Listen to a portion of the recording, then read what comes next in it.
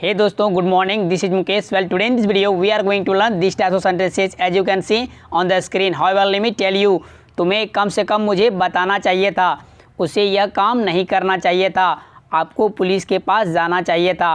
Well dear, जब आप English में किसी को एडवाइस करते हैं, सलाह देते हैं, अगर प्रेजेंट में देंगे तो उसमें शुड का यूज़ करते हैं। यदि अगर सलाह पास्ट में देंगे मतलब तुम्हें ये काम नहीं करना चाहिए था, मतलब कोई काम है उसको नहीं करना चाहिए था या करना चाहिए था।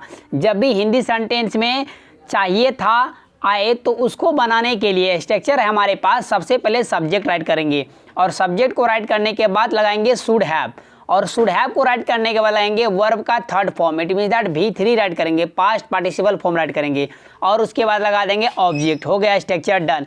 यदि सेंटेंस नेगेटिव का है तो कुछ नहीं करना होगा, सिर्फ थर्ड नंबर में नोट लगा दीजिए, मतलब 3 नंबर में नोट चिपकाना है, जिस तरह subject plus should plus note. यदि शुड नोट को मिलाना चाहते हो तो मिला सकते हैं, स्टूडेंट बन जाएगा। तो subject plus student plus have plus V3 plus object. आइए हम लोग सारे ट्रांसलेटर्स को ट्रांसलेट करने के लिए सीखते हैं। तुम्हें कम से कम मुझे बताना चाहिए था, तो इसको इंग्लिश में बोलेंगे you should have told me at least. You should have told me at least. कम से कम का मतलब होता है एट लीस्ट, गॉट इट। और मुझे तो मी, यहाँ पर सब्जेक्ट है यू, उसके बाद लगाए शुड हैव मीन चाहिए था, उसके तो वर्ब 3 क्या है, वर्ब है बताना, बताना को बोलते हैं टेल, टेल का V3 होता है टोल्ड, और सब ऑब्जेक्ट क्या है मुझे, मुझे को मी हो जाएगा। यू शुड हैव टोल्ड मी, अब कम से कम को बोलते हैं at least. You should have told me at least, at least को स्टार्टिंग में राइट करते हैं, at least you should have told मी। तो एटलीस्ट अगर स्टार्टिंग में राइट करेंगे तो कमा राइट करना पड़ेगा। नेक्स्ट सेंटेंस, उसे यह काम नहीं करना चाहिए था, यह नेगेटिव का सेंटेंस है, 3 नंबर में नोट लगाएंगे। चलिए हम लोग शुड में ही नोट मिलाते हैं तो स्टूडेंट बन जाएगा।